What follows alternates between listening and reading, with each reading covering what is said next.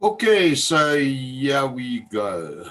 Let's have a look. Of course, we are about to discuss Section 29, the allocation and display of call sign in terms of the radio frequency spectrum regulations of 2015, as I would like to address the overall situation with EchoLink service. So where the authority allocates a call sign to a radio station, the said call sign must be conspicuously displayed on the said radio set by the licensee, and the call sign must be transmitted at least once during each separate transmission. And it is that and the call sign must be transmitted at least once during each separate transmission that I would like to address. So against that backdrop, I think it is time for us to set up our chessboard. And let's introduce a couple of radio amateurs, whether they be on portable, mobile, or base stations, whichever way you want to look at it.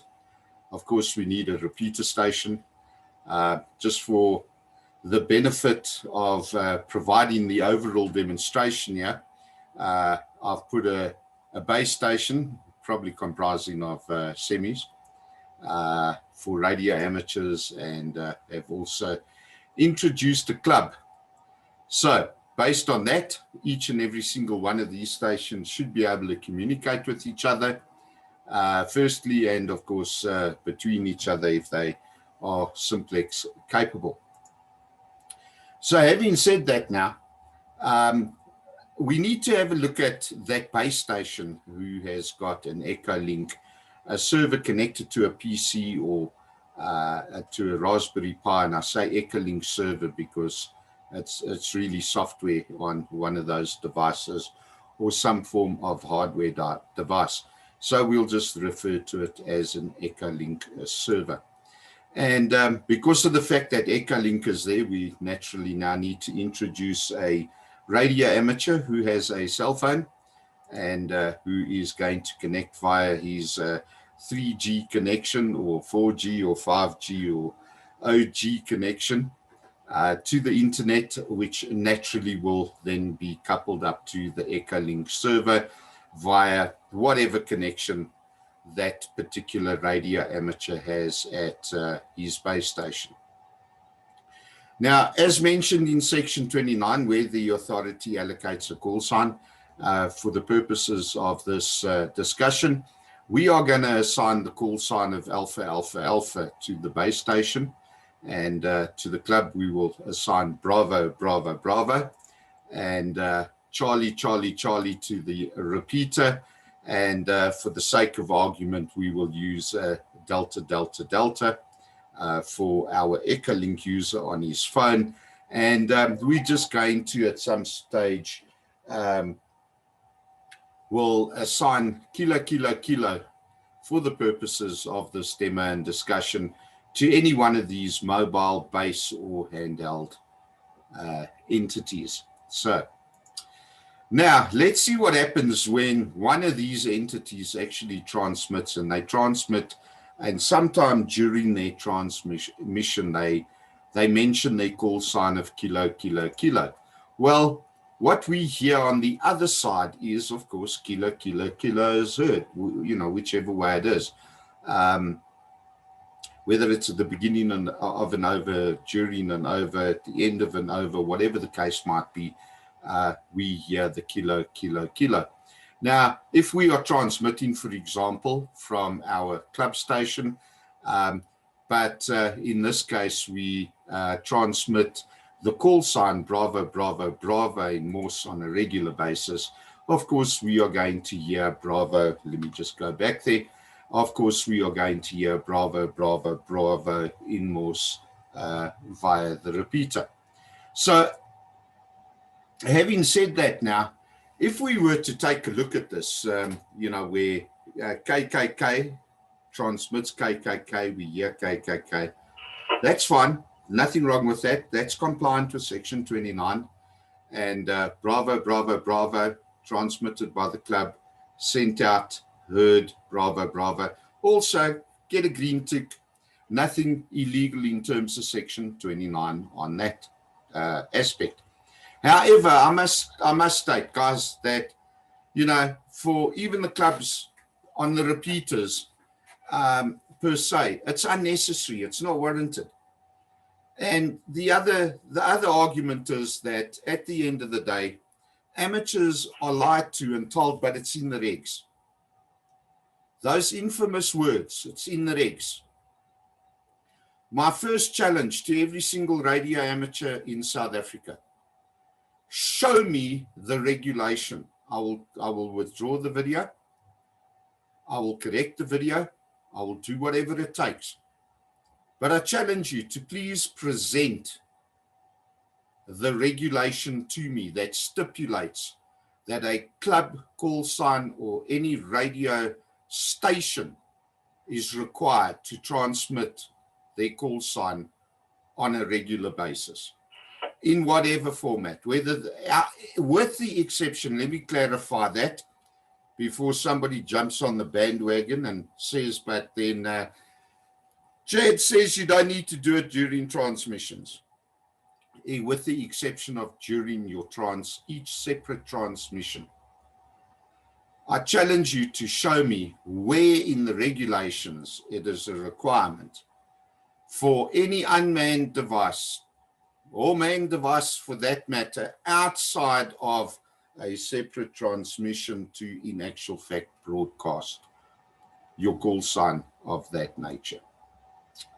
So having had a look at that, we need to also just bring in the aspect of the repeaters, where the call sign can also be configured on the repeater to be transmitted on a regular basis.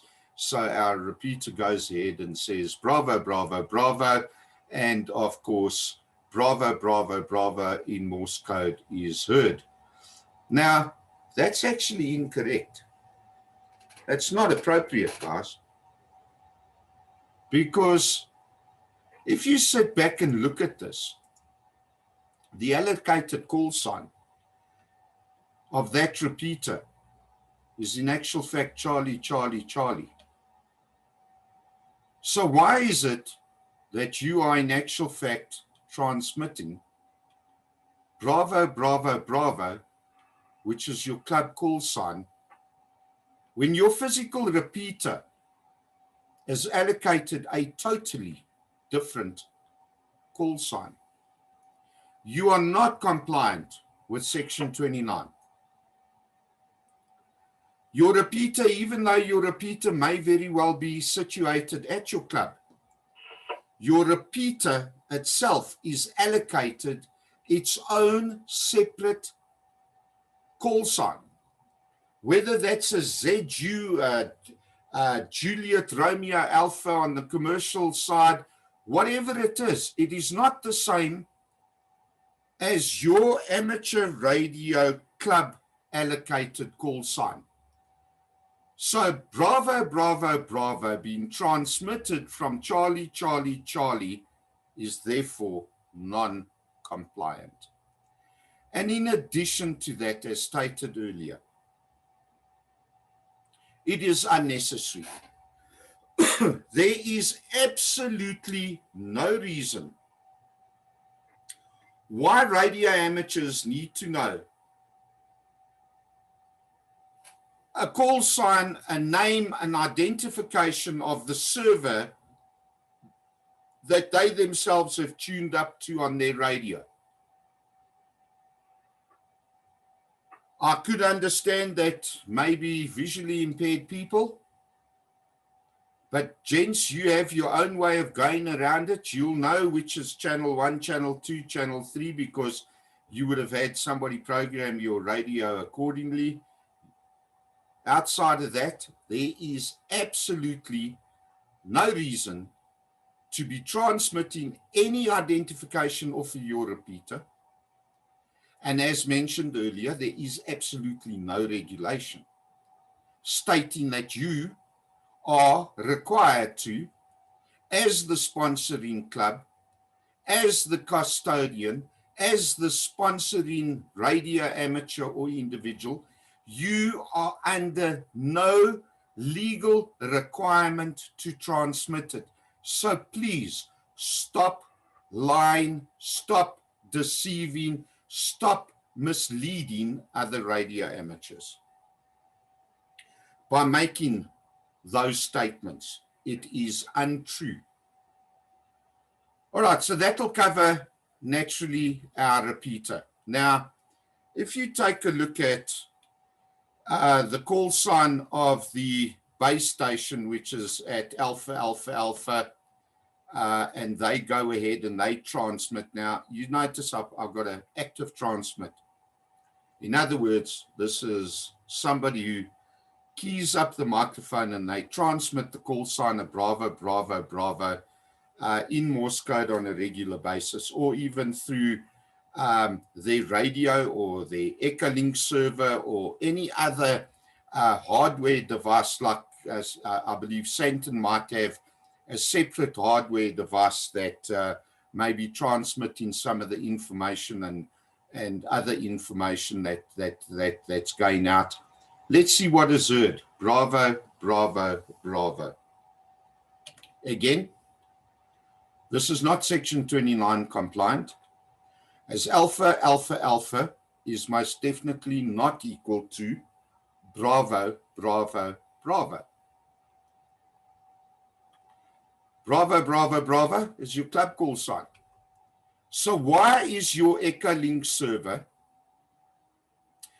at location 1, and please, I'm going to cover the phrase or the reason and justify my reason with the statement of location 1 being your base station as opposed to the club sign, which is, or the club call sign, which is now at location 2. Why are you again transmitting the incorrect call sign? If you really and truly have to have an EchoLink server there, then you should be transmitting AAA.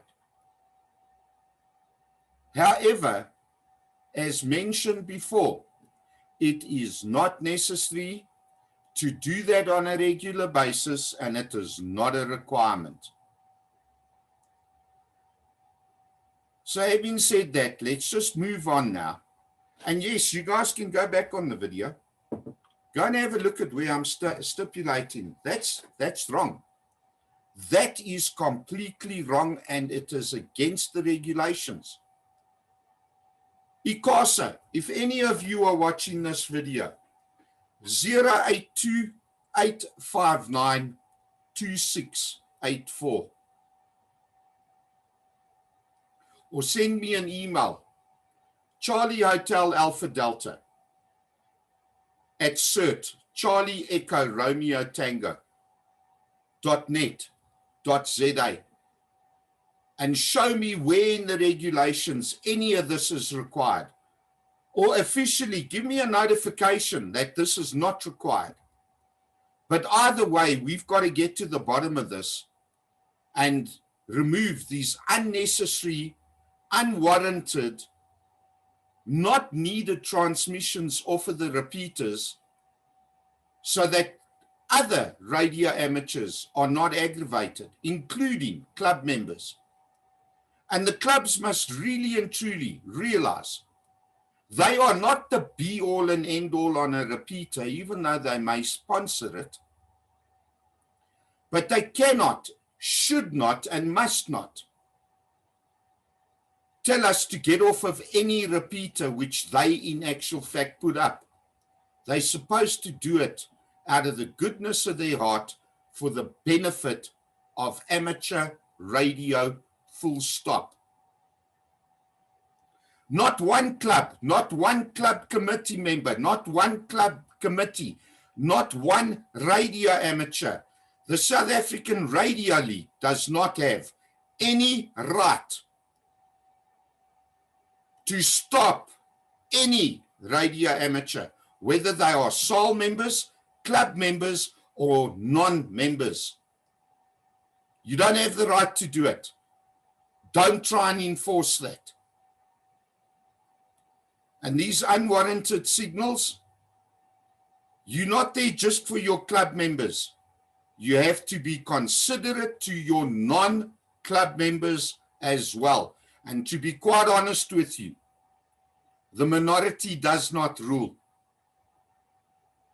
because the majority of radio amateurs are not club members or even SAL members.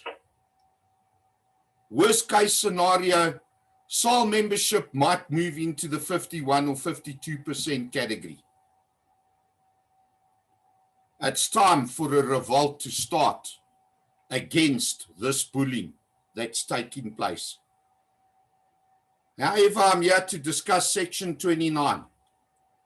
So let's introduce our radio amateur again with his cell phone. And he connects to the server, the EchoLink server. And what everybody hears on the repeater is DDD is connected. And then he disconnects for a number of reasons.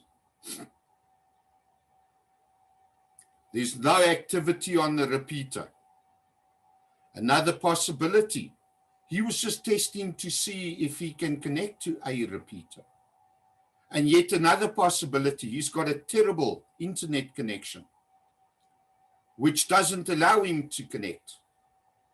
On his side, he might look at his screen and it'll say connecting, connecting, connecting, connecting. And on our side, DDD is connected.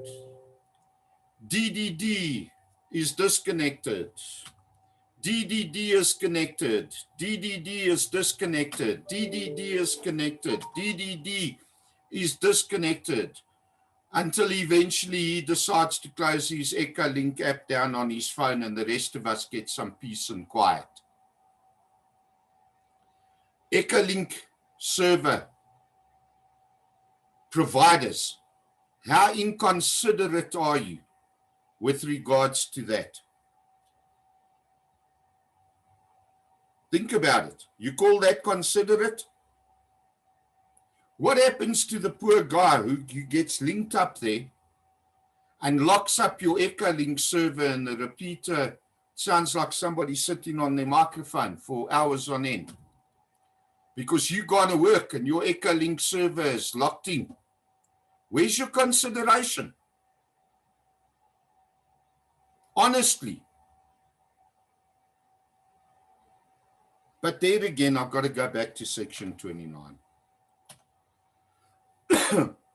In both cases, this message that is transmitted over the repeater of DDD is connected and DDD is disconnected is so inaccurate and against Section 29 because DDD has not transmitted anything at all. They only connected. AAA was the one that was transmitting. Section 29 says that you have to announce your call sign when you transmit.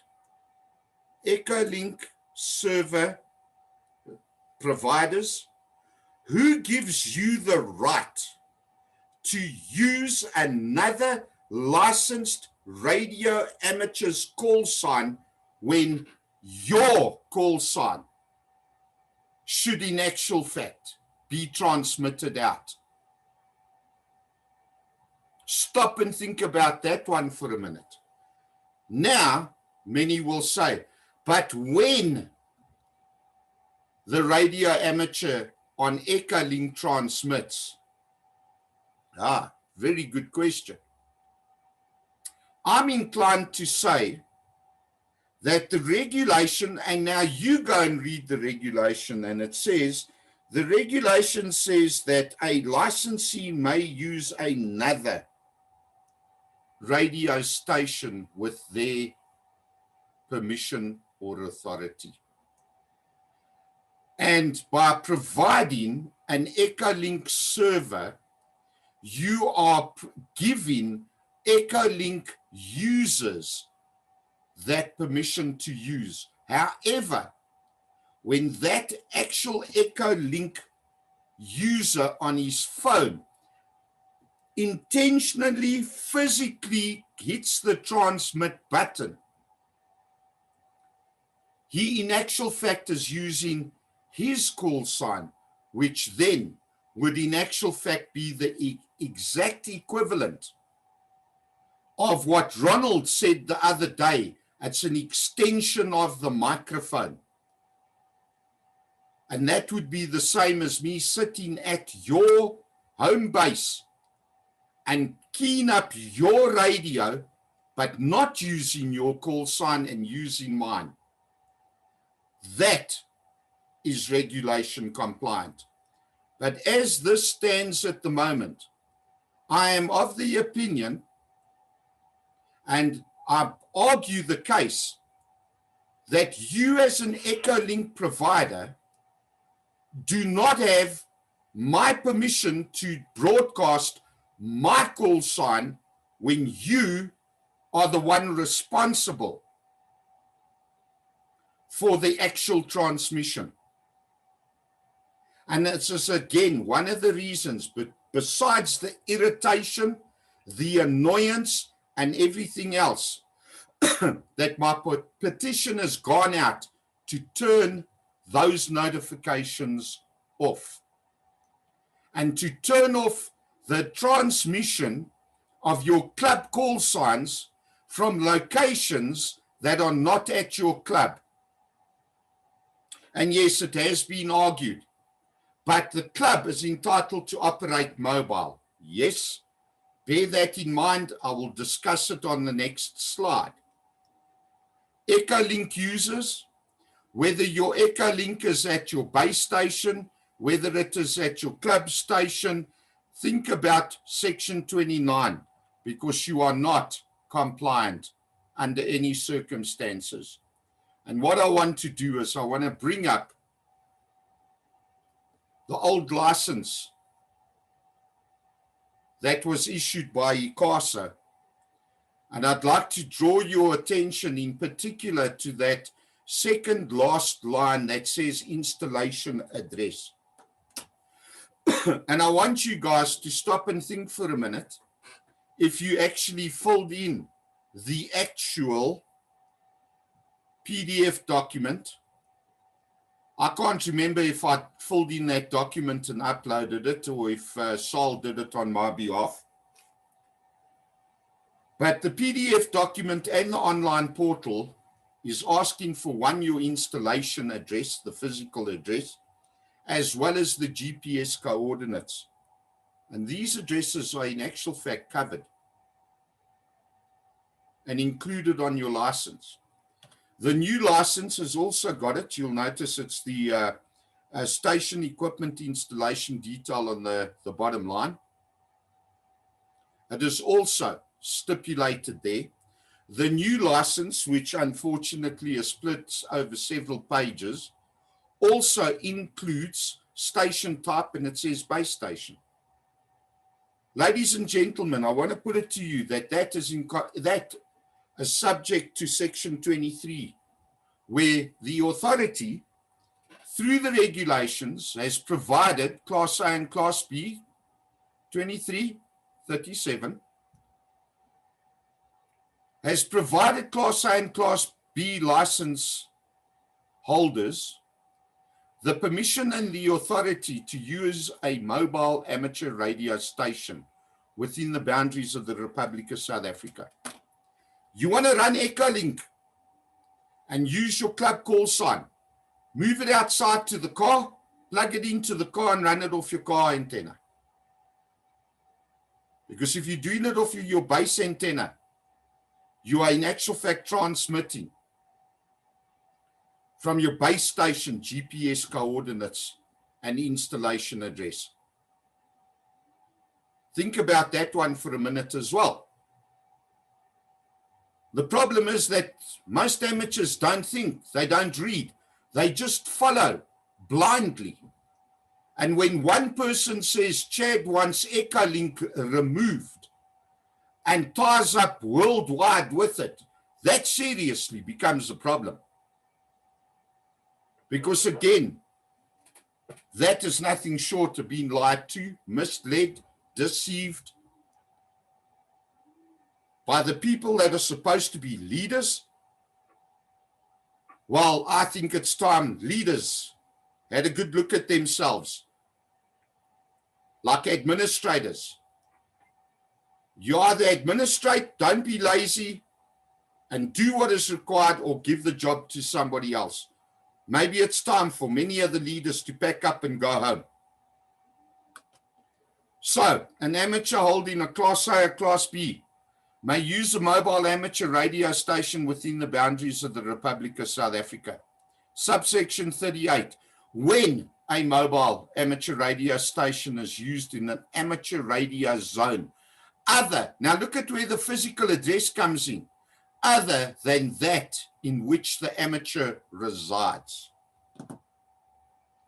then you have the responsibility in terms of section 38B, subsection 38B, that you use your call sign in the case of radio telephony, followed by the word mobile and the number of the zone. So it will be your call sign mobile 6 if you're from Division 5. It's not your call sign mobile Div 6. Nowhere in the regulations does the word div appear, but we do it. It might have appeared in the 1905 regulations, but it definitely doesn't appear in the 2015 regulations. So even here, in terms of section 23, I'm telling every single one of your club committees, chairmen, and your radio amateurs who are your members, and also to all of you EchoLink providers, you are not compliant with the regulations under any circumstances whatsoever. And perhaps it's time for you to really hit the rewind button on the video, share it with everybody else, and have a proper, decent conversation in terms of what it is you in actual fact are doing. Your unwarranted, unnecessary, selfish actions. For example, now the one club calls me last week Friday. I don't even know what today's date is,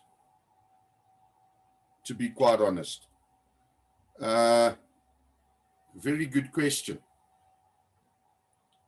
However, it is Wednesday. So last week Friday, the custodian of the EchoLink repeater phones me, tells me, look, categorically, we don't have the Morse code. The CW is not turned on our repeater. 20, just over 24 hours later, he goes out to the site on the East Rand and activates the CW. Wow. This is now following the petition request for signature, where I categorically state your repeaters are quiet because you've annoyed your radio amateur, your radio amateurs. They've switched off radios, they've packed them away, they've gone on to Simplex, and they sit on WhatsApp.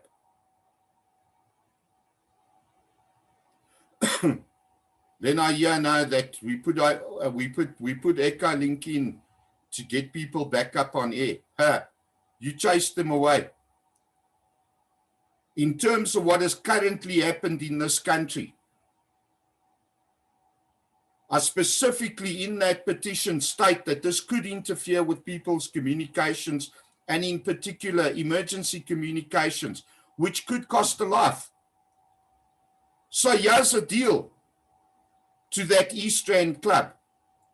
Have you ever considered getting an armed response company? Because your move of turning on, even on a temporary basis, your CW and your Morse code on your repeater is nothing short of being vindictive towards other amateurs.